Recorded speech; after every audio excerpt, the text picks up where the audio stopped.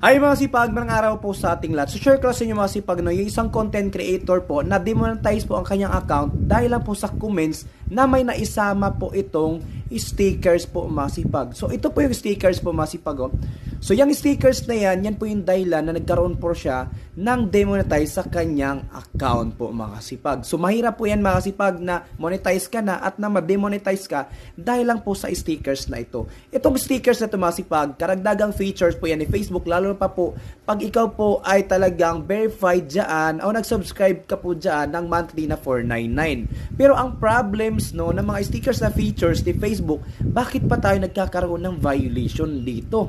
Yan po mga sipag, ano ba nagkaroon siya ng violation dyan? So ito po yung nakalagay showing sexual violence. So paano nagkaroon dyan ng sexual violence po mga sipag, may panusok po, ano pa bang ibang itsura niyan? So nung unang araw po mga sipag, meron po na demonetize dahil po sa stickers na espada, kaya maging aware po ang bawat isa. Pero pag ganitong senaryo mga sipag, pwede po kayo mag-appeal para malaman nyo po kung saan kayo nagkaroon ng violation at maisabi nyo yan po ang gusto nyong i-concern doon kay Facebook dahil sa itong stickers na to. So yun mga sipag, maging aware po ang bawat isa, lalo na po sa i-comments at mga word mga kasipag at lalo na po sa stickers, no?